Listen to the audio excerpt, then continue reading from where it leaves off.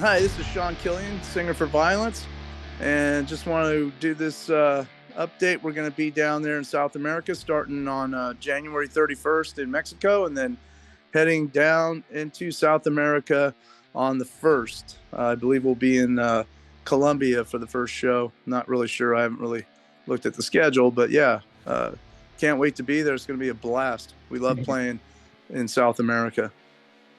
Sir, how violence was created in short words?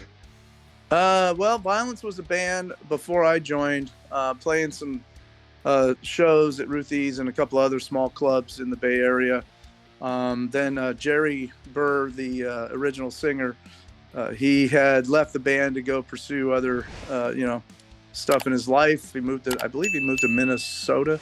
And then I stepped in because I worked with Phil and Dean at the time. So I had mentioned to him that I heard your singer left, so I'll give that a try if you let me. So I did the tryout with them.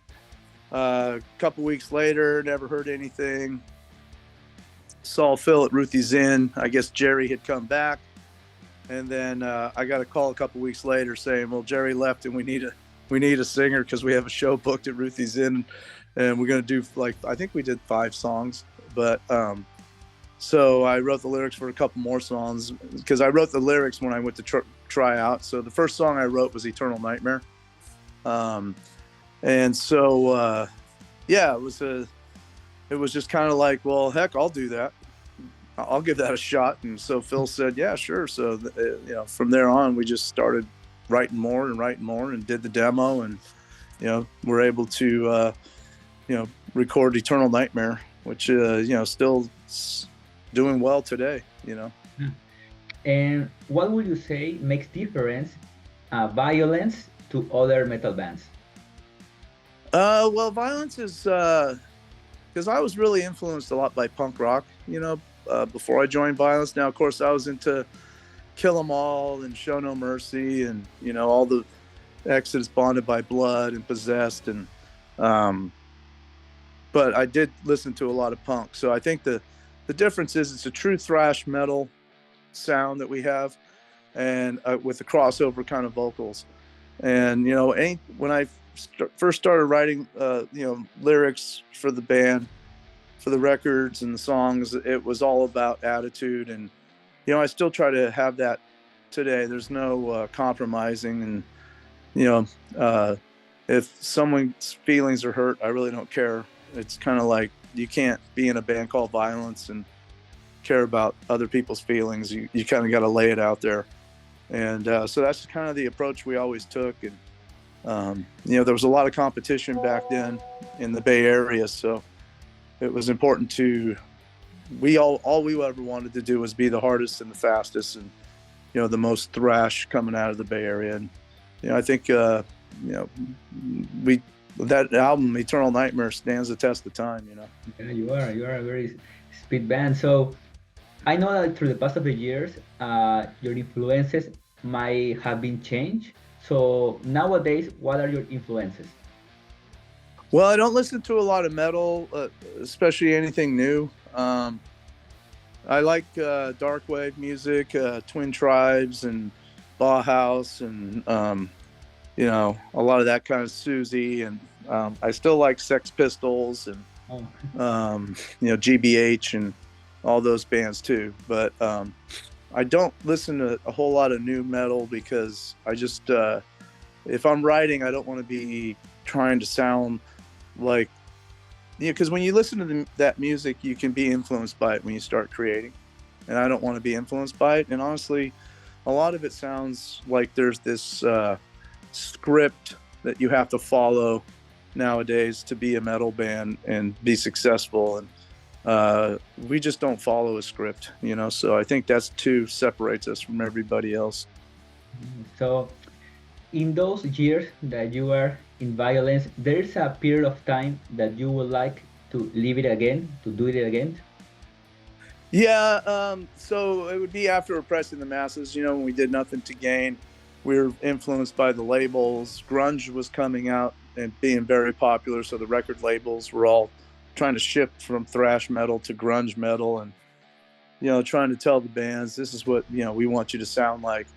If I had to redo it, I would have told the label to fuck off, and I would have just done. We would have just kept playing hard thrash metal, and that would have been that.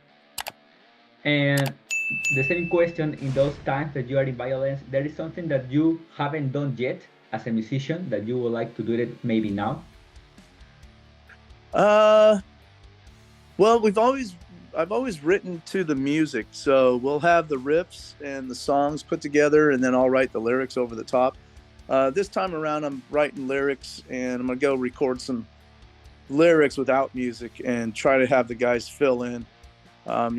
Phil does a great job writing, and now I have Christian Oldie Wolbers, and he's a great writer too. So I'm hoping that we start putting some stuff together with the vocals kind of coming first to try to set the pace and set the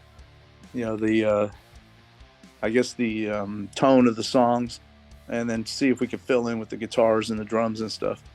So that's something I'm working on right now. Nice. And what are some advices that you will say to those bands that are just coming up nowadays?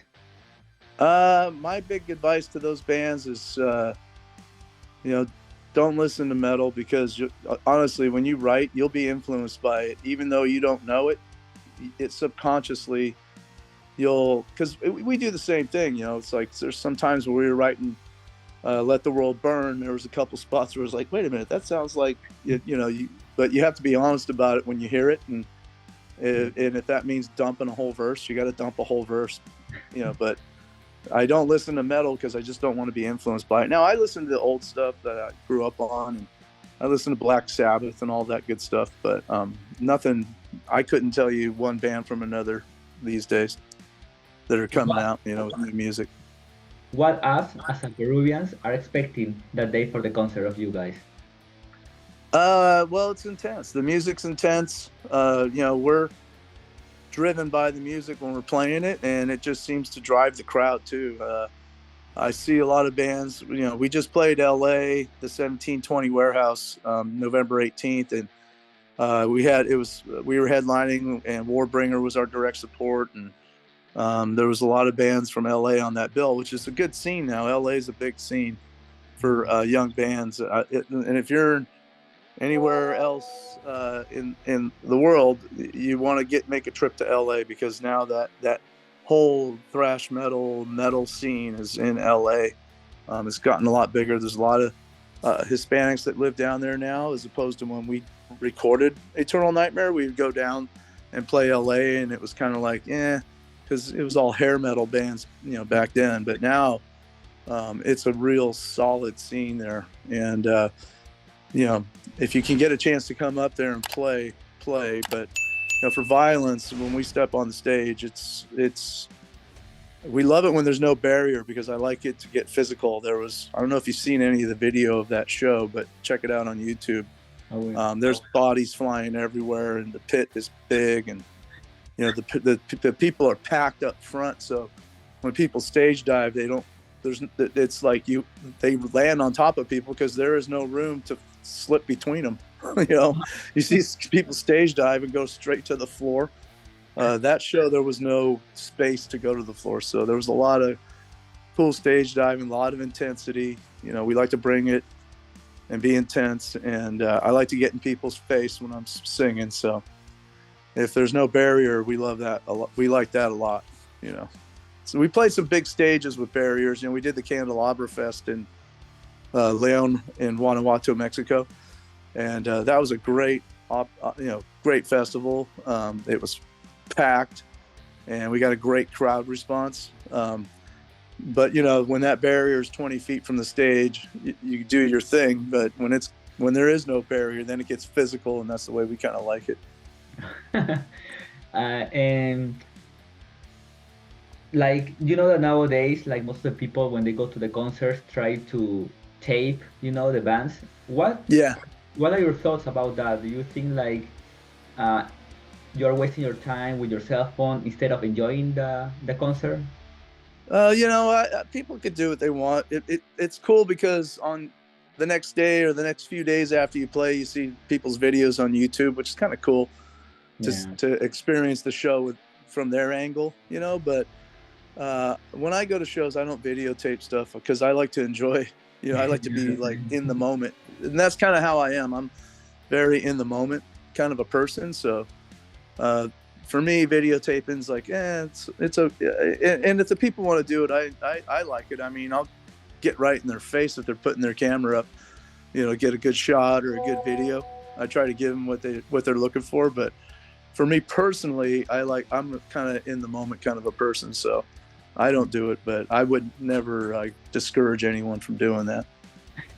Well, sir, this is the last question and maybe the most important one, and you have to be very honest. Sure.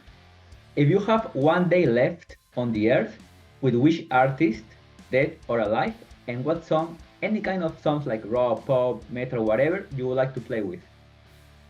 Well, Cliff Burton, you know, for sure. And, you know, I'd like to be on stage with Cliff, and, you know, Tom Araya is like a big influence for me.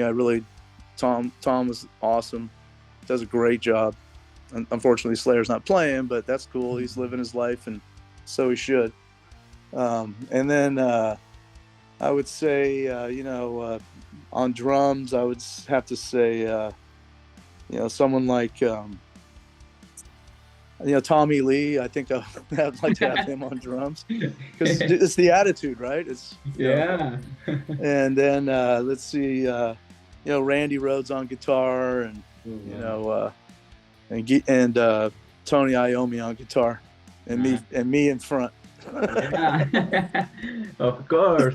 So, sir, would you like to invite all the Peruvian people to your concert, please? Yes, of course. Look, we are coming to Peru to play, and we don't play games when we get on stage. It's a thrash show. We're a thrash metal band. We don't make any excuses for it. So come out, get your tickets, come out, see the show.